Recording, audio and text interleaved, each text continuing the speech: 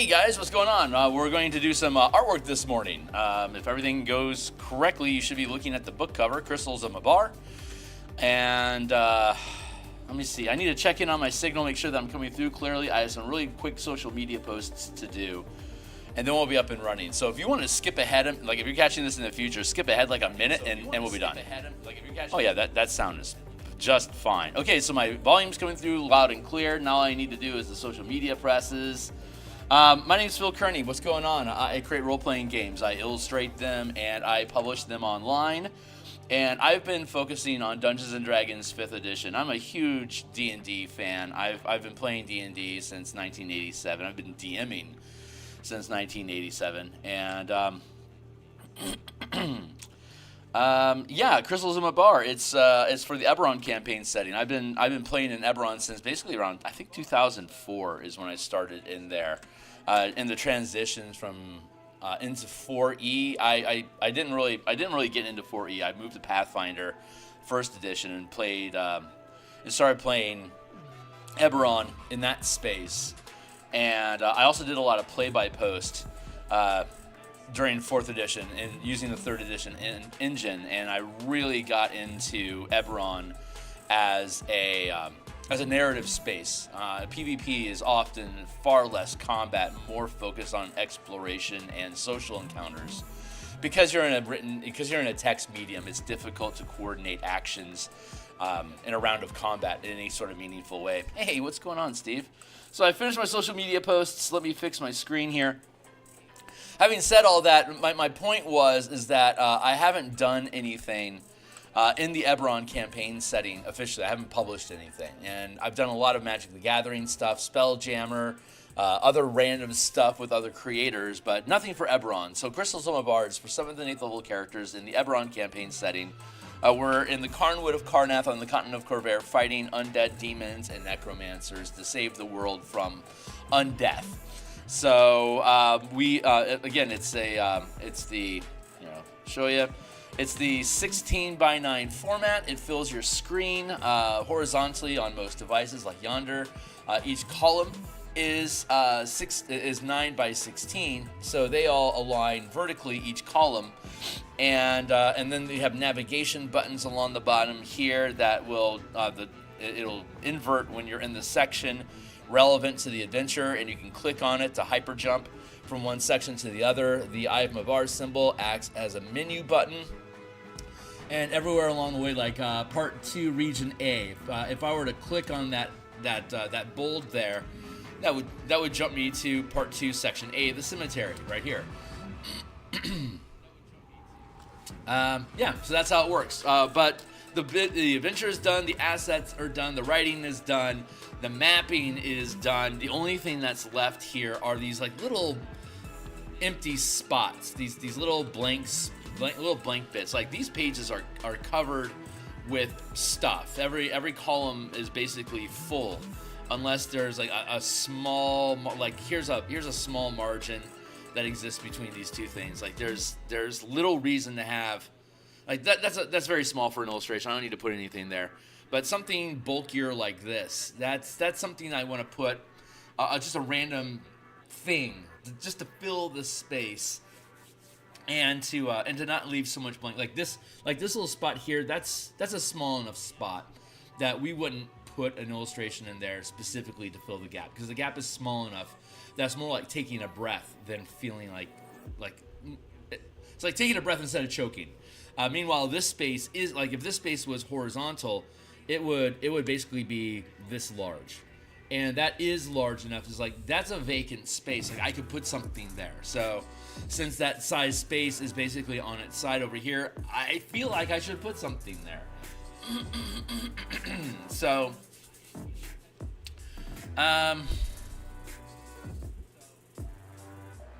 we have a lot of illustrations later in the book of the, I wouldn't say a lot, but we have some illustrations of this area already in here. Like here's the Eye of Mabar. Here is the chrysalis that's at the center of the chamber.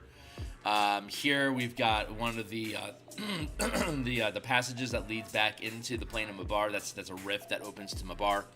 that's down these tunnels that are offshoots from here. Like if I clicked here, or I clicked here, or I clicked here, once we load this into the document, if I were to click any of these areas, it would jump us automatically to that page, which we are discussing here.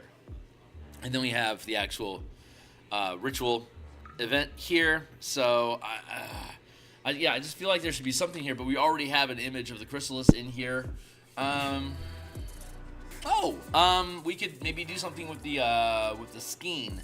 This is a planar skein that separates this chamber here and here from the rest of the dungeon where this is inside of. This is the nexus of the manifest zone, and if this is disrupted somehow, then the surrounding manifest zone around the facility, it's got a 5 mile, this manifest zone occupies a 5 mile space, and this is the center of it. If this is destroyed, the rest of the manifest zone would dissipate. And depending on what your goal is in the adventure, to either destroy or preserve the nexus, that then you're going to, what you need to do is going to be different. Let me just wrap up and say, hey, not wrap up, but wrap up the intro. If you think today's cool, like, subscribe, hit the bell icon for notifications when we're live in the future. Here's a bunch of books that I've already published on the DMsGuild. They're all 100% free preview. They're chock full of my art and ideas, so be welcome and give them a look. And if you think they're cool and you want to encourage similar behavior in the future, you can purchase a book. A purchased book says, make more of this. So, cheers. Icons. So yeah, now I'm trying to figure out what do I want to do with this corner. The skein, maybe making a skein here would work. Let's just start with this color here. Let's switch to a round brush. And yeah, maybe a skein doorway would make sense. I can hear myself a little bit. I want to see if I can fix that a little bit better.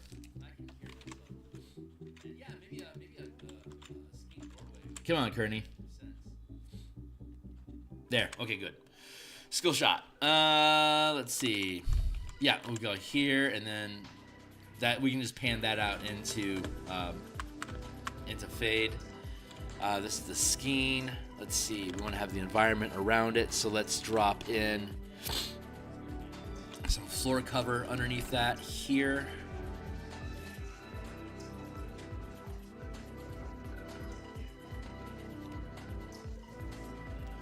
And there's that. Let's add in some color on the walls here.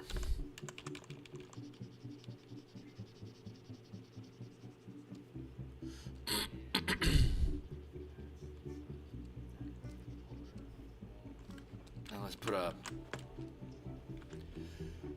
net around it so I think reduce the size a smidge. Free transform. Yeah, this'll work. Bring it down a little bit more so it doesn't, so I can have enough border around the frame and not squeeze the text that it's next to. Spacing is important. And that's small enough that I can bleed that out, and we can drop a fade in here, so that's about as far as that needs to go. Scoop this up a smidge. Yeah. I think that'll be fine. I don't think it's gonna squeeze the space too much.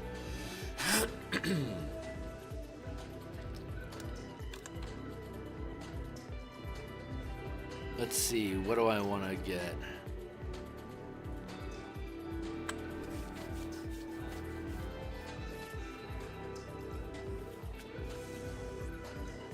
I mean, if we want to be complete bitches about it,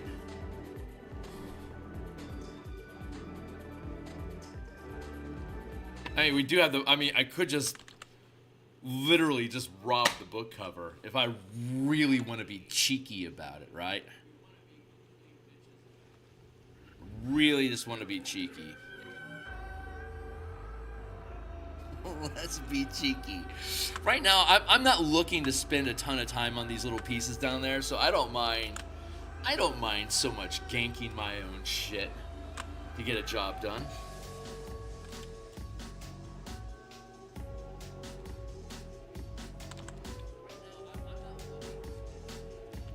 Such as...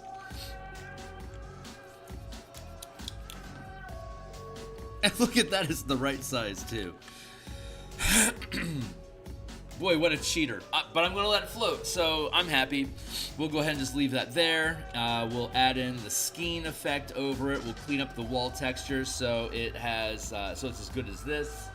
And then we'll call it done. So, let's see.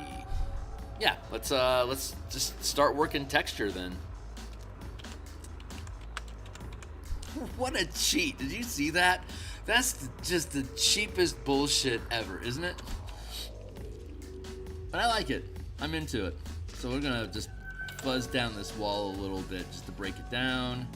We'll work the line art into the color that we're dispersing. And then we'll also use a masking layer to further fade this out. But right now we're just using this to help create some language about like what's the shape of this passage leading into the Nexus. Now that's there. This goes off to the wretched grotto, and it's kind of a straight shot curving around. Maybe we can pull that off.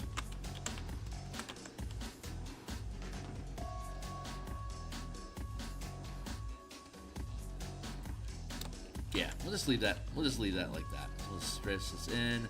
See, we don't have to do anything too ornate. I'm just dropping this in here and here and here. I think I can afford to merge. No, I can't. Never mind. I'm getting ahead of myself. Let's get the floor. Let's get the floor resolved. And then we can worry about the walls. Stack them up the way that we're supposed to do. Bob Ross style. Back, forward, ground up. That's the way that you work. So each step forward, you find your furthest back piece, like the horizon line is often how Bob works. He'll start at the horizon and he'll work his way forward. He'll establish a horizon line with the sky versus the ambiguously colored ground. And then what does he do? He puts clouds in the sky, which are closer than the atmospheric curve of the Earth. And then mountains, and then hills, and then trees, and then flowers and shit up in your, like way up in your face. So that's the process that Bob goes through, and well, I guess you could say he works top down, because he works top down. I spoke poorly. Because the clouds and then the mountain starts at the peak and works its way down and fades out. Then you create the ridge line and that fades out. So I guess I don't know what I'm talking about. I guess I'm full of shit. Cheers.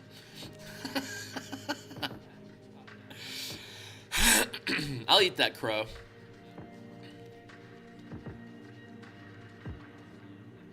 Like, I guess I'm working top down here too, aren't I?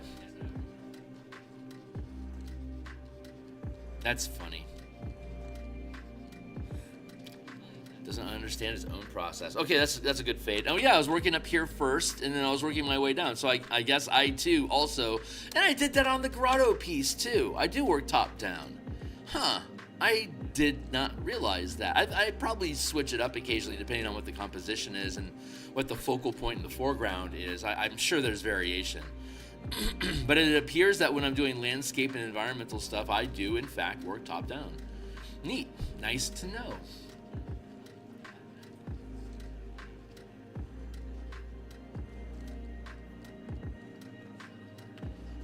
No. Yes. I can just leave that tattery. I'll leave that tattery. And we'll glaze over this with a masking layer to help disappear it a bit.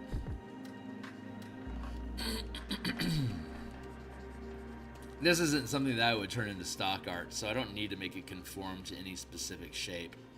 It can just accommodate what I need on the page. Things that I tend to create as stock art, like environment pieces, like thorough, and like this is just a doorway, like real environments, real environment pieces, and monster or character illustrations. I tend to fit in a box because unless depending on the specifications, creatures I'll normally put into a square box so they become tokens, and landscapes I generally make in the 8.5 by 11 format or 11 by 8.5 format so that they can become book covers or horizontal half pages. 8 by 5, sorry.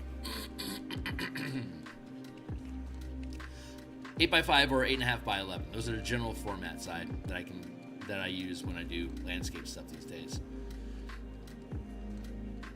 Unless it's an interior illustration that has a unique position that it's filling, like some of the illustrations that we've done. It's the composition is always the utility of the piece of the art is first, and then convenient shapes or whatever it is for it to be suitable for stock art is secondary. I'm rambling a lot. Don't mind me. Let's fade this out a little bit here. We're going to start blending that line art into the piece in general here in a moment.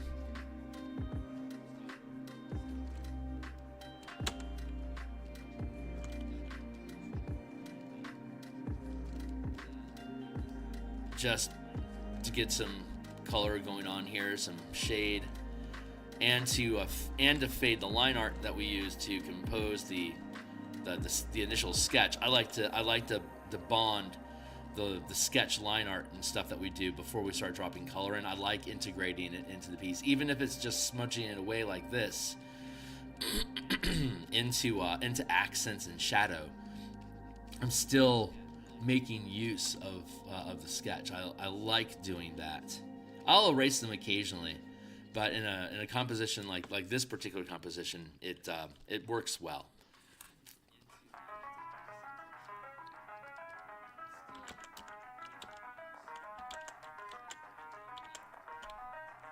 That's where's my window? You gotta open that up here real quick. Did you bring your fucking tools?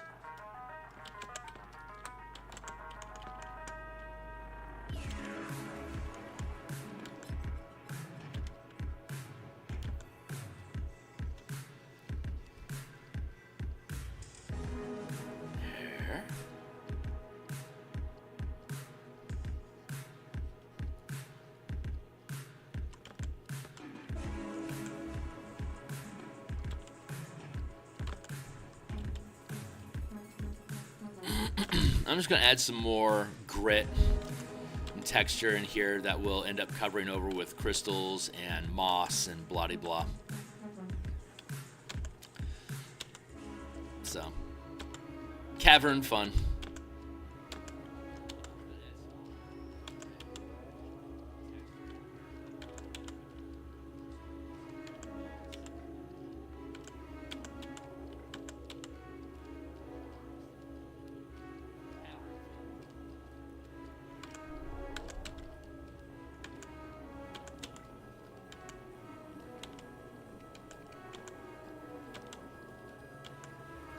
This is on a separate layer than the color underneath it, so I can afford to splay the pixels around here and not worry about disrupting the color underneath it.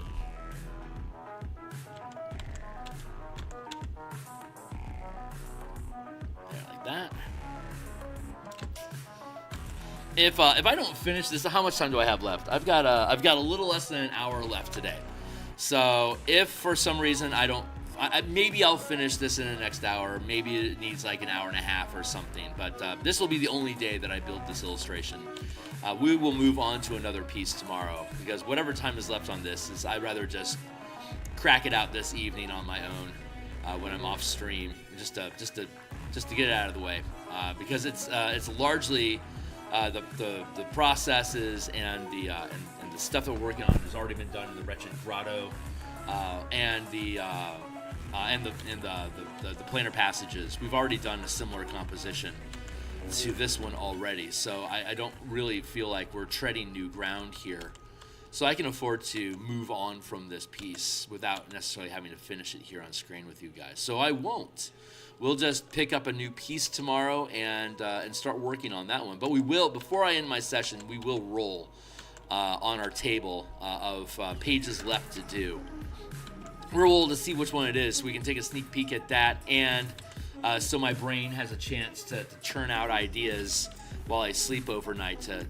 Typically, when I wake up in the morning, I know exactly what it is that I'm going to work on. There are rare exceptions, but typically, after a night's sleep, when I wake up, I was like, I can do this. And it just typically just drops into my head, either as soon as I wake up or while I'm doing coffee and, stuff. But by the time I'm streaming, I typically know what it is that we're going to do. I was just blindly walking into pages and not thinking about them. But since picking up that process of previewing what we'll work on next, it's been a lot of help to the creative process. I'm glad that we started implementing that. Early in the work, we didn't have that. We were just going, what paper's going to work on? What is this going to be? Blah. And we just tear into it that way, which yielded great results. I'm not complaining, but I'm liking the preparatory process of calling our shot for the next day.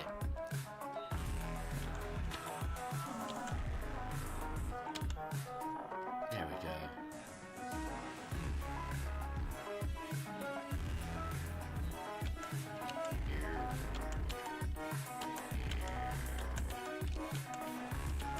I tried watching Tron Ares. By God, that movie is bad. What a shit film. The dialogue was horrible. The characters are stupid. The premise is okay. I couldn't finish watching. I had to turn it off. I like Tron Legacy. The first one was really cool. The second one was in. This one was just trash tier.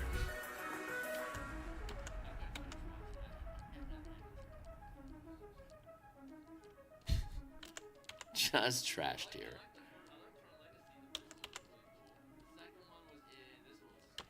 I can still hear myself. I think it's probably okay. It's only really a problem when the music ends and I don't have anything to say.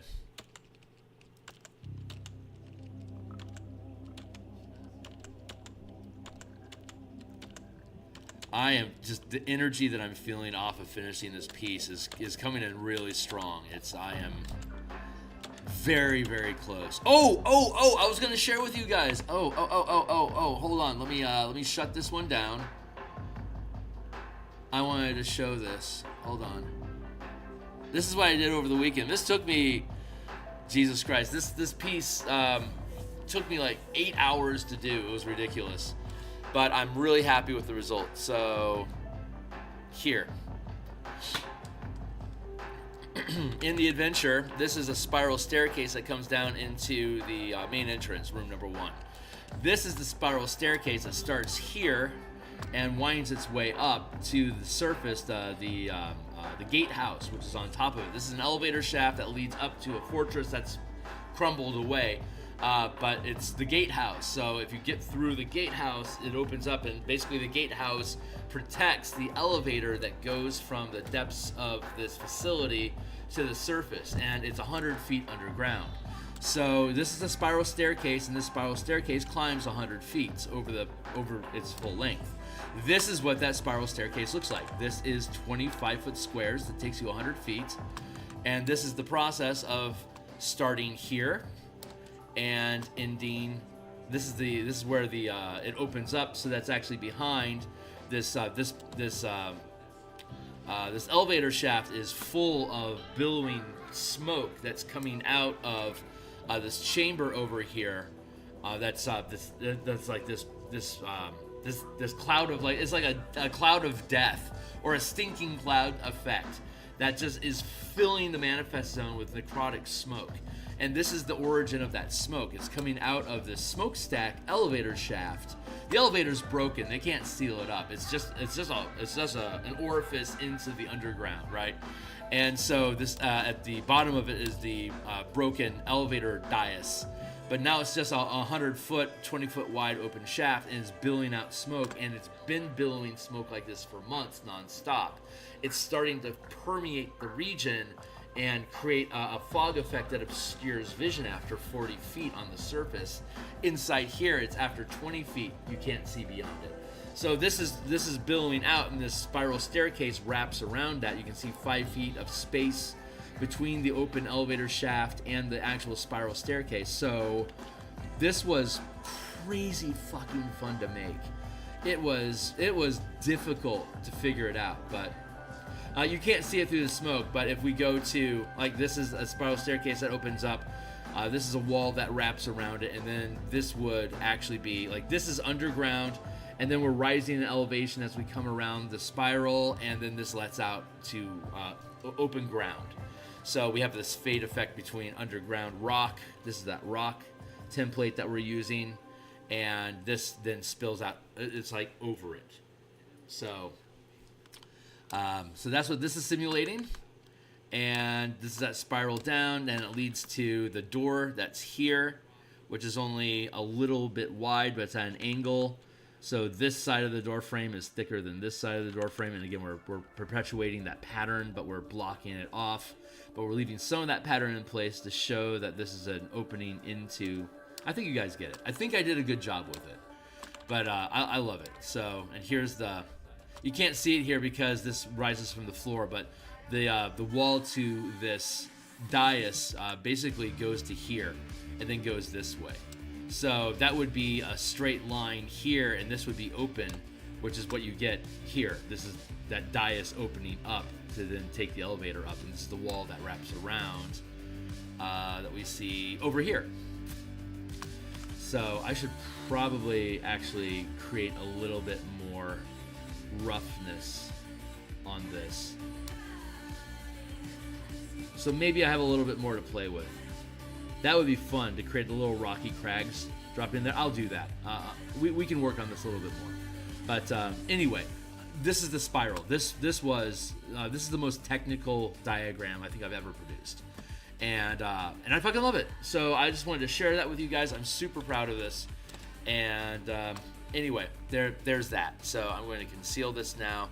There's only one page left on this list to do, and that's going to be ironically the page before what we're actually working on right now. And so I'm not exactly sure what we're going to do with this page. Like, what happens if you get captured? What happens if the Red Wolf betrays you in the middle of the adventure? If you find, you can add glyphs of warding at strategic locations if you want to increase the challenge. Or, depending on what plot hook you've used and you've had people escape before, that would be the time to add a glyph to the prison to make sure that you are alerted if somebody is somehow able to break past the prison door to then escape. Yeah, so there's all that. Right, so that's it. So I'm going to go ahead and save this, get this out of the way, and get back to work.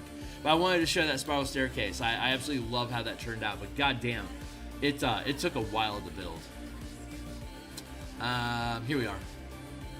So get back to work, Kearney. Holy shit, I am hungry. I am hungry. I'm gonna drink some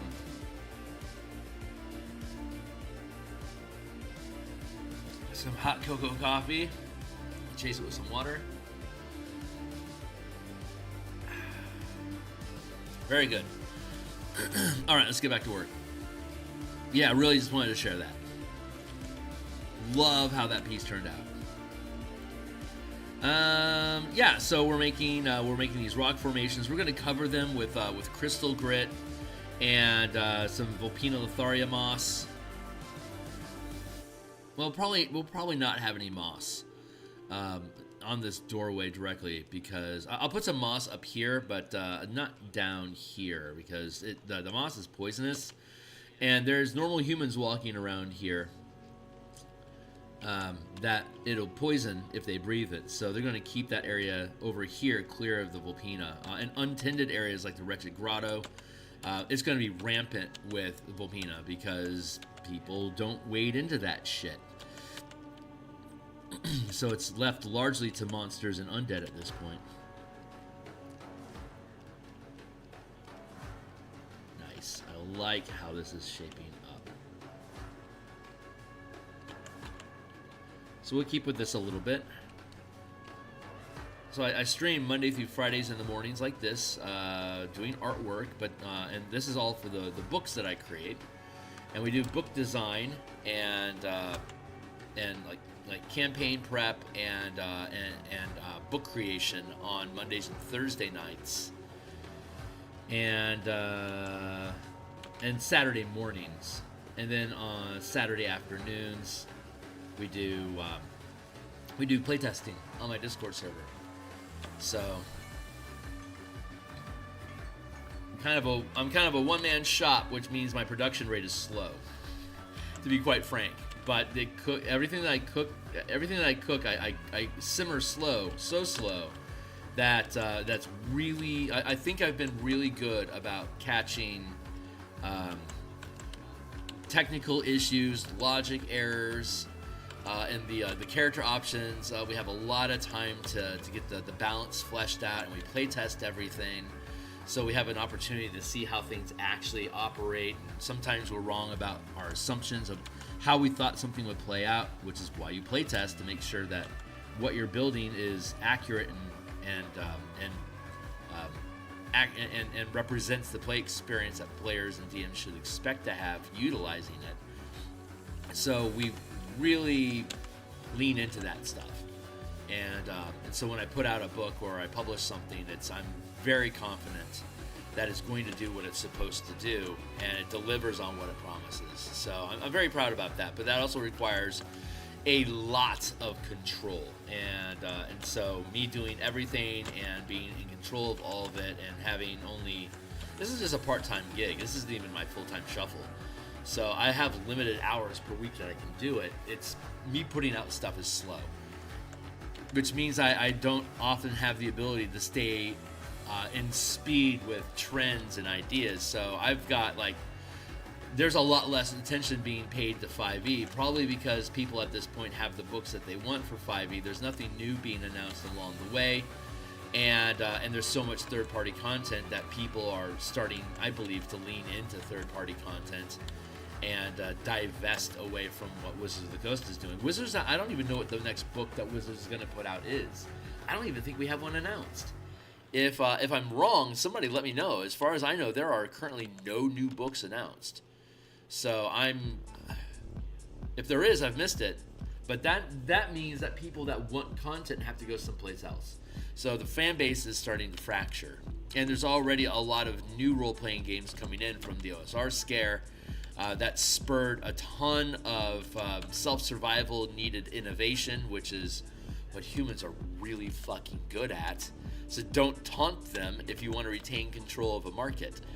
Let that be the second time WotC has learned this lesson, and hopefully there is no strike 3, because they can't afford it. They need to be a lot smarter about how they approach their audience. Now that COVID is over and people are divesting from role-playing games, you have to build a core that loves you to sustain where you're at right now. Otherwise, the audience is going to go find somebody that does. And I love that audience. So maybe they'll love the stuff that I build back. But it's 5e, and I'm going to be making 5e content probably for the next 2 years. And at that point, I'll have a chance to reassess, hey, what is it that I really want to do? What's new? What's out there? What's grabbing my attention? And do I want to stay inside the space that I've created for the things that I have, or do I want to walk away from them and explore completely new horizons?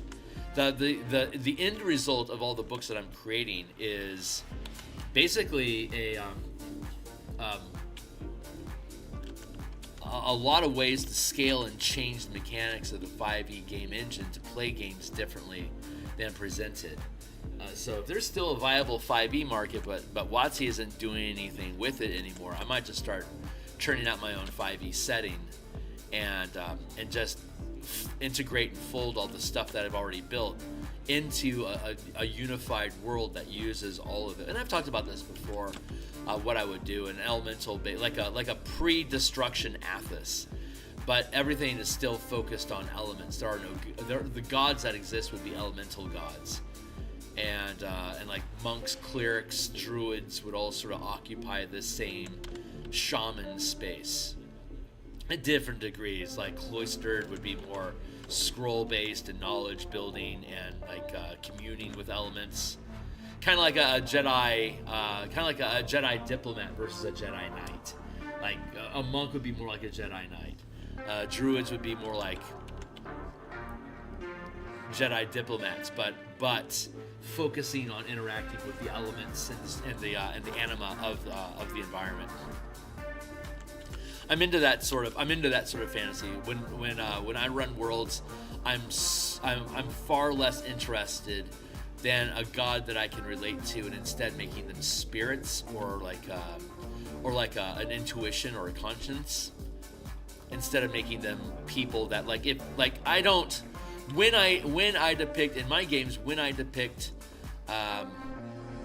greater than mortal, like immortal spirits and stuff, I tend to make them like avatars, archangels, greater demons, but not the actual gods themselves.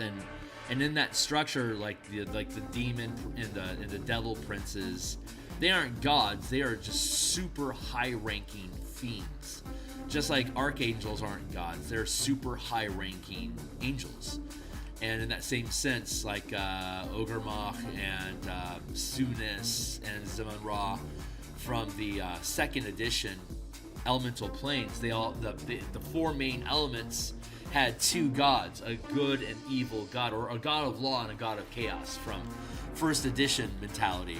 Old Beckme had only law, chaos, and neutrality. And you were only neutral if you weren't sentient. Like animals were like quote unquote not sentient. They don't have animal intelligence. You don't have conversations or trade with animals. They're animals. So they don't have any opinion, quote unquote, about law versus chaos. And chaos is basically destruction and disharmony, all the evil bad in the world without calling it good or bad. Law or lawfulness is community and tradition.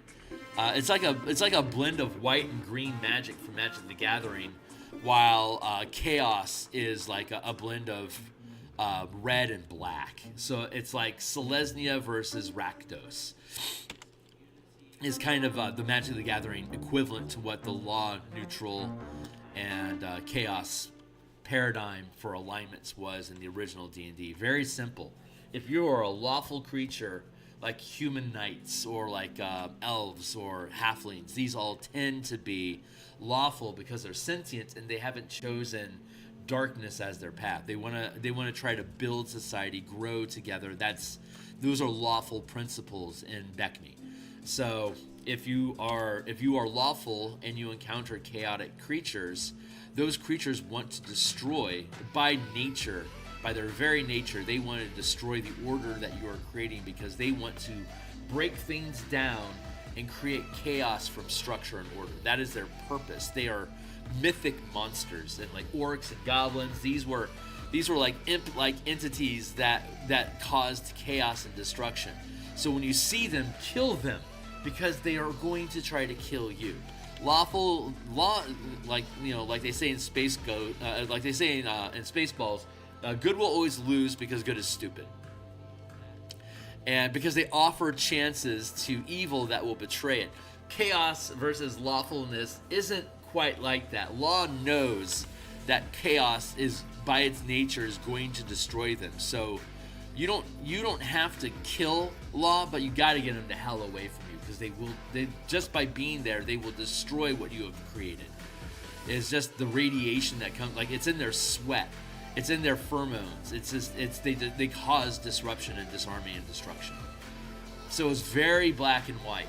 So when you're looking at the four elements, elemental plane itself is neutral. It has no opinion. It just simply is, and it interacts with and reacts to other elements according to their very natures. But when you introduce the elemental royalty, the elemental princes, or there's some princesses, there's two.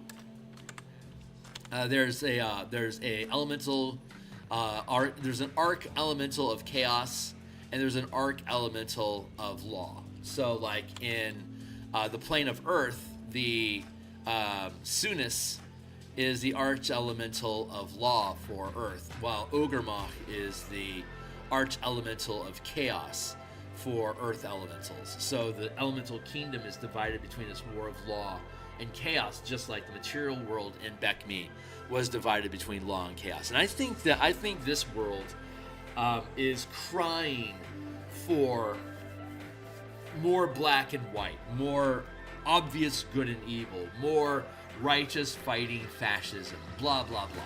So I think the quote unquote modern audience really wants to punch Nazis, and so providing a role-playing space where you can easily spot the Nazis by their chaos symbol versus the righteous with their lawful symbols. And I think that captures the zeitgeist where we're at right now in Western culture. And I think that I'm not gonna speak to that from a political perspective or anything. I don't like getting into politics, but I don't mind talking about the culture as a large, especially as it translates into role-playing games, and how you can take contemporary issues and express and explore them as fantasy and science fiction themes. I think, and then if it's a robust enough concept with enough stories to be told inside of it, it becomes a good role-playing system where the DM can create those circumstances and challenges to see how their players choose to deal with them, which is a really fun aspect of role-playing games, is exploring these geopolitical or cultural and societal ideas and blowing them out to absurd parody so that you can explore inside of them. You have to be careful about how you draw parallels between current cultures and peoples, but I think it can be done. I think it can be done without specifically pointing at any person, but taking attitudes and then creating an environment and circumstances that will allow you to play that without necessarily having to have it be a translation of a particular culture or time or something. But it can smell like it, and I think it can be done well. So I like that chaos, law and chaos. I think it's more relevant now than it ever has been. So I'm a big fan of that. But for characters, like for lawful creatures, for the player characters that you're going to build, I like the 5-color mana system for personality creation. Of like red characters are more expressive and explosive and emotional than creatures that lack red. Blue is always looking for improvement, or is analyzing things, is assessing stuff, is looking for improvements, whether it's physical, mental, emotional, societal. It looks to improve. And white looks to organize and protect, and to it is the embodiment of law, but it's law without empathy or judgment. It just wants to structure things. And blue, where blue is efficiency, white is structure. So when you put Azorius Senate, which is white and blue, it organizes and structures through law. So it's looking to create the perfect set of laws that covers all circumstances, and while being perfectly balanced and just. And depending on who's at the wheel, it can go in that direction, or it can be perverted to be authoritarian. But that's what Orzhov is, white-black. White-black is authoritarian. White is ambition and self-interest or self-preservation. Green isn't necessarily self-preservation. Green is nature at work. Like nature will destroy your species if the species is incapable of justifying its ongoing existence. It always has to prove itself. Nature requires you to always prove yourself to continue existing. Otherwise, you will be fed upon and replaced by something that is capable of proving its value of existence. That's different from self-preservation, because you as a species can realize that you are fit for extinction, that you've had your chance. Like at the end of Cabin in the Woods, humans have had a chance. Let's give somebody else a chance. Let's make space for somebody else. And that's basically the final words of the heroes. And that's a very green mentality. That is green with no black. Black is self-preservation. A green-black creature can be, I recognize that if I am incapable of cutting mustard, that I will be replaced. And that is the last thing I will ever do. The point of nature is to create something that remains relevant. And I am going to, through the mentality of the black energy, I am going to remain relevant and exist for as long as possible and be the most difficult thing to be taken down, so I can prove my validity for as long as possible, which is why undeath is a black energy. It is defying green to remain relevant even past its own expiration. That is incredibly black energy. So green-black is a really fun play space. But all of these different colors have like these emotional charges that go with them that make for good, like an alignment system for characters to express their personalities. The 5-color philosophy is superior. To define a world space where you can easily distinguish between good and evil, law versus chaos is an excellent world building space. And you can drop color into law and chaos, because you can have black energy and be lawful, where you're using your sense of preservation. How can we protect everybody? What is the way for everyone to grow? That's a lawful blend of white and black energy, of trying to protect everybody by having the ambition to protect and make everyone whole. That is a very positive view of how black energy can be wielded. I'm going to bond these two layers together at this point. The rock underneath the shadow that we've been building. See, now it's all just one layer. I like where this is at. And the next thing for us to do, now that I'm happy with this, the next thing to do is to add our texture layer over it, which we're going to use our fractal brush to create the crystal patterns that will dot across the surface of the rocks. So I'm going to thin down. Here's what it looks like naturally. That's the shape. So it's a fractal brush. It's made from a fractal cauliflower. That is a self-replicating pattern. If you've never seen a fractal cauliflower, let me show you. What is it? I think it's fractal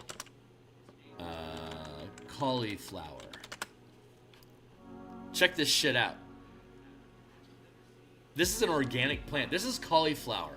This is what cauliflower naturally looks like, or one version of it. These are just cauliflower sprouts. You can just eat these like normal florets of cauliflower, but they've got this crazy fractal pattern going on. So what I did was I extracted from this pattern, I basically polarized it to black and white, and from that polarized shape, I was able to extract this. And since it is literally a fractal, it's super easy for me to be able to just connect pieces to each other, and it looks like just a naturally flowing form. So that's a really great geomorphic shape. I love that thing. So that's the brush that we're using for these crystals, and I'm going to flatten it so that it has a sense of direction away from the camera. So that's how we use that's how we use this brush in this adventure. So I'm going to like, for example, this rock here is curved, right? It's got this curve going on here. So that's where I'm going to drop this crystal pattern here. and I can change the size to help indicate direction. And it doesn't have to be 100%. It grows in these little like a geode, as like a little seed that grows out. So there's going to be gaps and little rifts between the manifesting crystals, which is fine. That allows me to not be exact. But I generally want to work along these contours. And we'll be taking an eraser to fade this out to create different lighting effects. But we've done a couple of these little vignette pieces here, these little blank areas have been really good for us to be able to show off like how this unique flora, fauna, and environmental and hazards and how all that stuff actually looks like, as opposed to just being icons and diagrams and maps.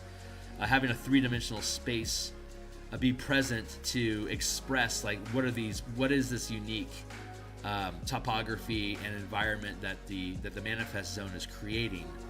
These little vignette pieces is a great opportunity to showcase and help build a visual narrative for the DM to be able to explain on your own what does this environment look like without being completely dependent on just the descriptions that are provided for each of the rooms.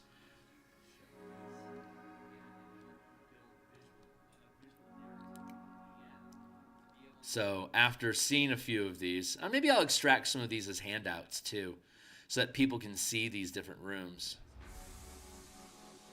We have a few different handouts, and that's what I've been doing off screen, aside from the stairwell diagram that we created.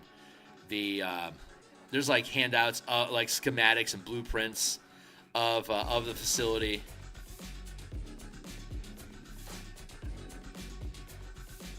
That different, depending on what your plot hook is, you can get access to blueprints and information about the ritual that's being used to create the manifest zone. It just depends on, there's 6 different plot hooks, and each plot hook provides different resources, different starting points in the adventure, different objectives, and different rewards. And so some of them are trying to preserve the manifest zone or improve it. Others are trying to destroy it. Long chaos. Okay, great. So that's our pattern. I think what I want to do is a masking layer. And I'm going to use the same brush, the crystal, to start dotting in it's like what, a 20%? Yeah, it's a 20% masking layer, which means that every time I draw on the mask, it creates a spot of invisibility. It blanks out that layer to see what's underneath it. It's an invisibility mask. And 100%, if I go to 100%, you'll see that it just makes the crystals disappear. But right now I'm using 20%. So when I stipple over the pattern, it makes it fade but not go away. So I can sink it into the environment that the crystals are growing on to help augment and complement the curvature of the stone walls that they're growing on. Like dark areas can remain darker because it's shadow. Areas that are facing towards the camera can lighten because they're receiving more light from the virtual camera where that's coming from our perspective.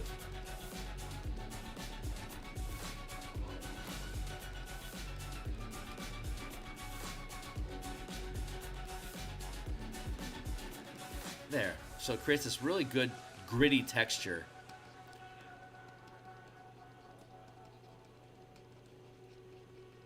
And any painter out there that's catching this signal, that's interested in this stuff, there's a link to my Patreon down below.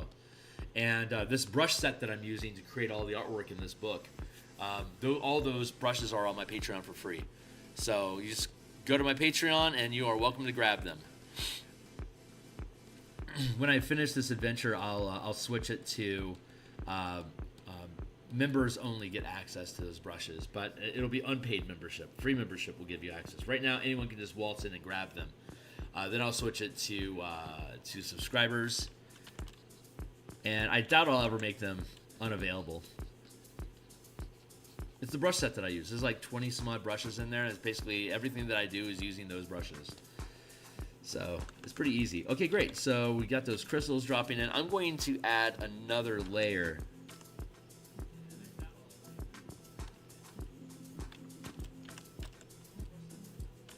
Oops, that's at 20. I need 100% now.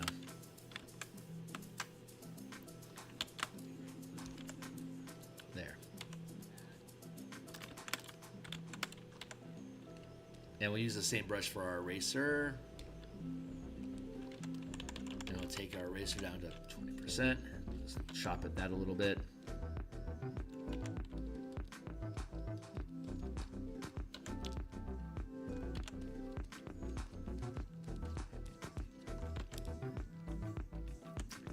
I think I want to put that here.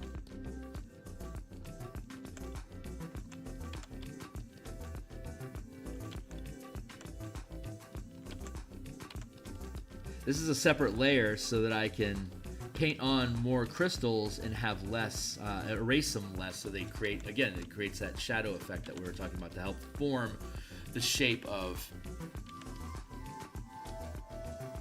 the shape of the environment, the rocky surface.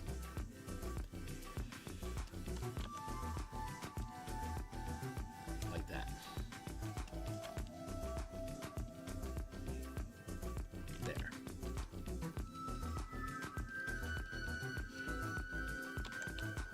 There we go, like that.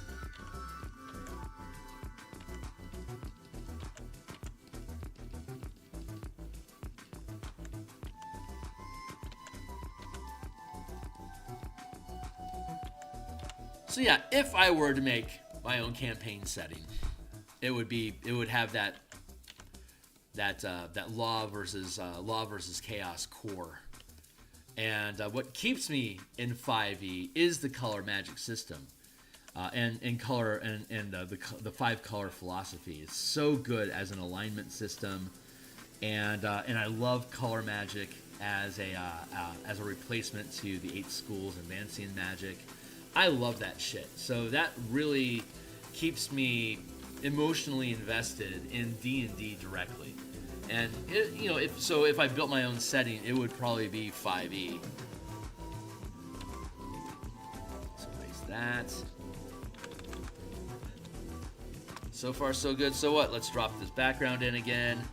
Hey there, buddy. How you doing? Let's take the front of this. And let's go find our smudge brush.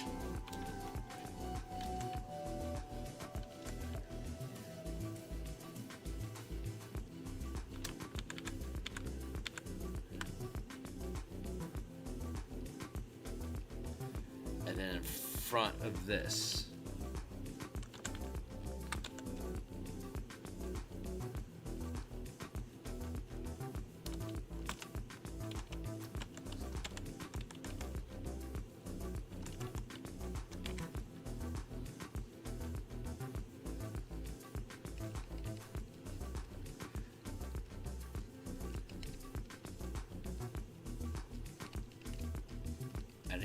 We're going to end up masking this off so I can have this spill out over into this without much difficulty.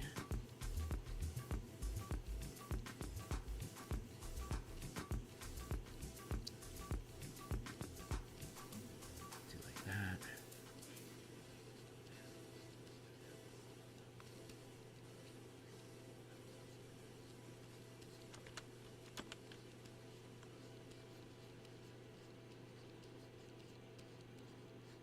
This is really fun. I really am enjoying how this is looking. Create this little curve over here to help distinguish the structure. There we go. See, this is coming along really, really nicely. This is where that's at. This is where that's at. Between this and that is going to be the skein.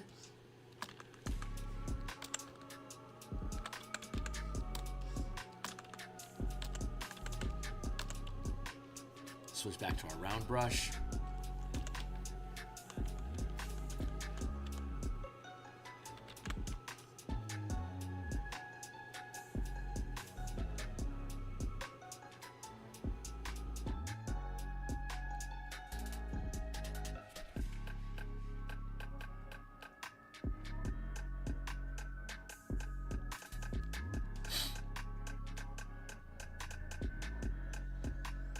So I want to outline this, and then we're going to create like a Gaussian, like a Gaussian haze around it, and then like a little webbing.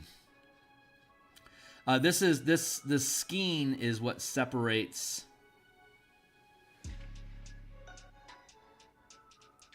the Nexus Zone from the rest of the world. So stepping through it, you can just step through it, no problem.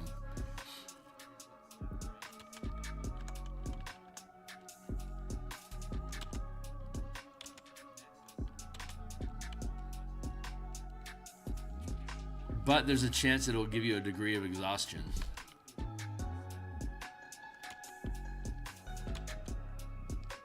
That feels good. So let's duplicate that layer, and we're going to filter blur, Gaussian blur.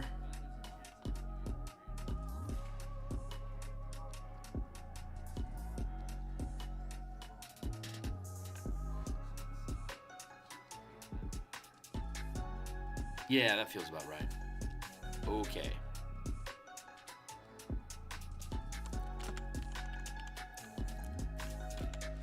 What is going on with my brush? There's something wrong with my brush's alignment. Let's go to brush settings.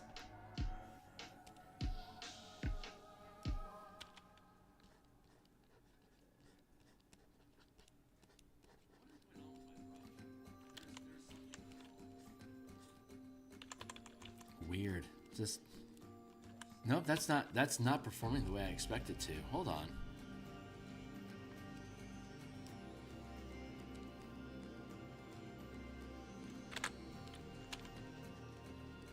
Huh. Oh, I know. It's stupid because I'm using the wrong goddamn brush. Of course it's not behaving the way that I want to. This is the brush I'm trying to use here is good at dispersing stuff, like creating cloud, blur. But the smudge brush I want to use is the guitar pick. And the guitar pick is good at pushing.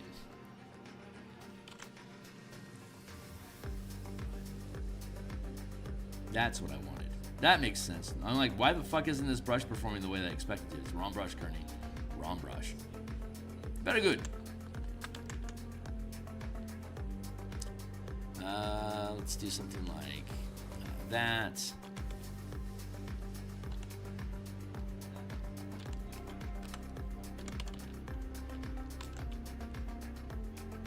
You got like what, 10 minutes left? Yeah, I've got less than 10 minutes left for today. So we are not going to finish this piece as I had hoped, but we are super close to being done with it. So I'm going to just finish it off on my own, off screen tonight, and we're going to start a new piece after this one. So give me a hot second. I want to get these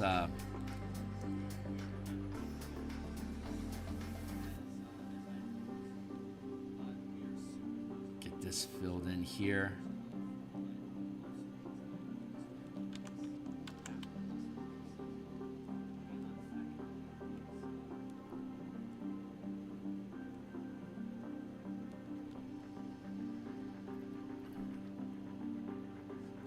Fun plasma effect. I've done plasma effects like this before. They're a lot of fun to do. I don't know. Maybe I am enjoying this. Maybe we'll work on this tomorrow as well. Yeah. Okay. Okay. I just convinced myself. I'm having enough fun with this. I'm going to go ahead and keep this and complete it tomorrow. So we will finish this one. But I am going to roll to see what the next piece is, because I don't think this is going to take us the full hour tomorrow. So that means I will be able to finish this one and start the next one. And as I was saying earlier, I am enjoying this pre-screening process where I'll roll up and know what the next piece is going to be. So we're going to do that now. I'm going to go ahead and hit save here, because I'm really liking how this piece is turning out. This is really, really fun.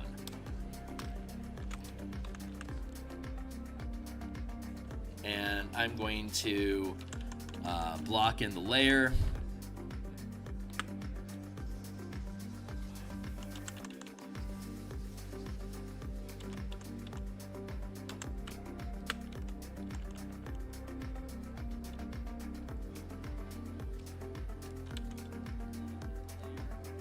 And then we do this ripply, and then we pull through it like this, and blend it out, and it creates this this faded edge that doesn't get in the way of the thing that it's next to.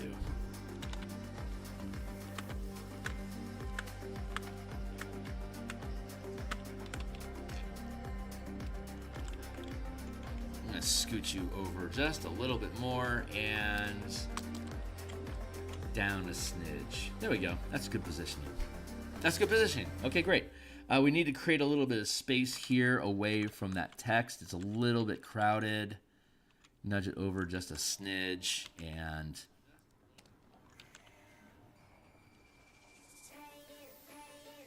break that there, and then smudge that out.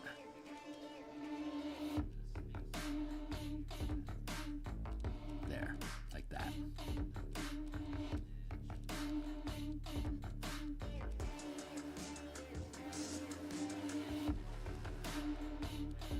Create that space just so the text isn't crowded. The text is the most important part.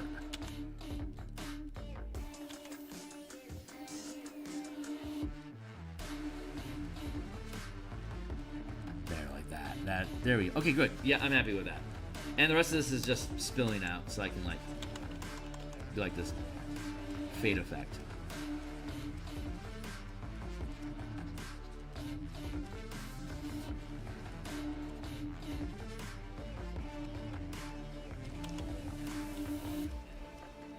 See, that's really, I love how that works.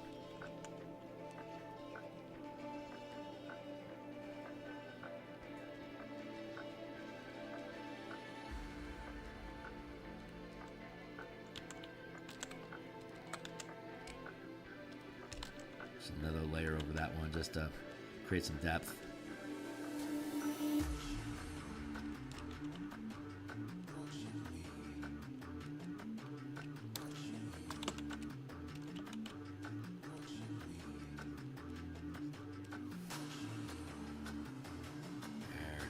Here.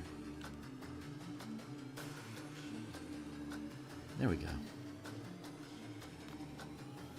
Fucking cool. I love this shit. So fun.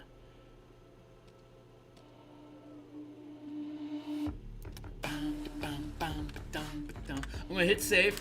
Let's crack open our to-do list.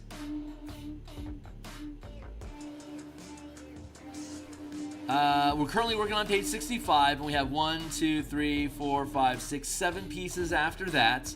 I'm currently doing a handout that describes the ritual that Aether Academy can give you your characters if you have ties to Aether Academy. You can get access to that. And then once my hope is, well, we're doing game design tonight, so I'm not going to have a ton of time, but I'm going to be working on the ritual handout tonight, and. So let's roll, we have 7 pieces left after we finish this one. So if I roll 2d4 minus 1, I'll get a range of 1 to 7. So let's go ahead and do that real quick. I rolled a 1 and a 4. So that's 5 minus 1 is 4. That's going to be, oh, how about that? Page 64. I just showed that earlier today. How fateful. So yeah, we'll start on page 64. Which is the page talking about the glyphs of warding, being captured, and the option of being betrayed by the Red Wolf mercenaries. So that'll be the page that we work. So when we finish this piece, we'll step back a page and work on page. This is page 65. So we'll work on page 64 after this one. Yeah. See, this is occupying that space, and it's filling in that blatant space of that white space that's too big to just have nothing in it. So yeah, we only have 7. I mean, some of them are much bigger. I mean, we have like, I think we have like a 5, this is 10 inches tall, and sorry, it's 11 inches tall, 17 inches wide, and there's like a 4-inch space, like I want to say like a 4 by 2 columns wide space that needs something in it. That's That's in this. I think that's page 92, or maybe it's page 20. I think it's page 92.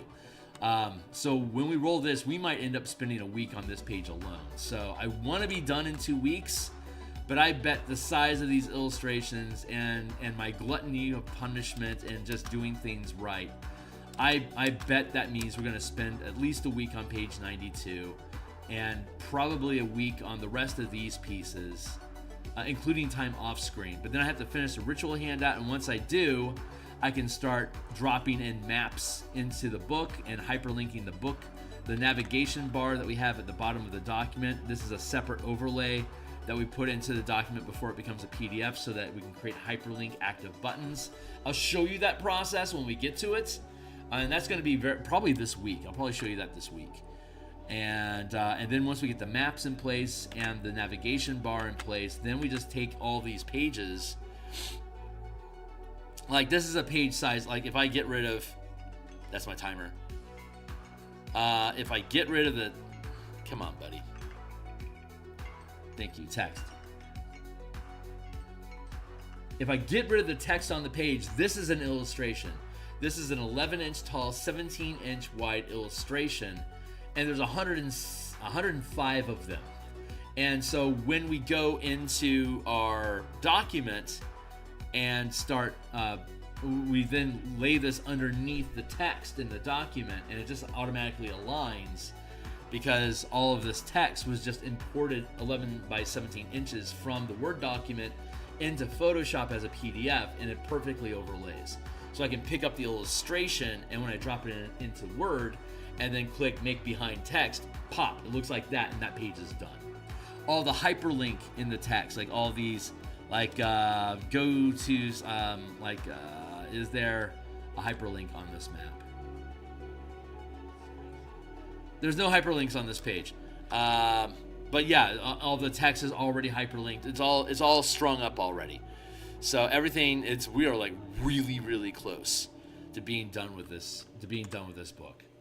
2, maybe 3 weeks, depending on how much more stuff I add to myself. But we are running out of shit to do. This is very, very close to being done. And then once the book is actually built, I have the link to purchase the book. There's a couple points in the adventures like, hey, if you're using this book, go to, if you want the maps that are in this book, here's the link to purchase them, because all the maps are provided, like all the templates and all the like accoutrement, like little tree tokens you can make a forest with and stuff like that. The cornfield maze, there's like 24 tiles to make cornfield mazes with, where undead are running around inside. Like all that shit is part of the download, but everyone gets to see the actual adventure, all the pages, all 105 pages for free. Because I always make full previews of every book that I publish. So once this is done, you'll be able to read it front to back if you want. But if you want all the assets to make it easy to run, you purchase it so you get a download, like a zip file full of all the tokens, all the maps, all that stuff ready for use in any virtual tabletop that you like. So that's it. I gotta go for the day. I'll be back tonight. We'll be back on in about 10 hours ish to do some Spelljammer Eberron Kaiju bashing campaign prep. I run my games as a DM, so we're prepping our next adventure using Mecha Kaiju mechanics and our Bastion world building mechanics for the Bastion campaign. We'll be demonstrating use of that stuff tonight. Tomorrow morning we'll be back continuing this illustration and working on the next one. I won't be here on Wednesday. I'm going downtown for my monthly sojourn to Seattle downtown to do corporate fun stuff, catch each other, trust exercises and stuff like that, corporate meetings, blah, blah, blah. And but then I'll be back on Thursday in the morning doing more artwork, Thursday night doing more game design, Friday morning, and then Saturday morning we'll do more game design using Magic the Gathering color mana philosophies for building characters. And then we'll be play testing in the afternoon on my Discord server.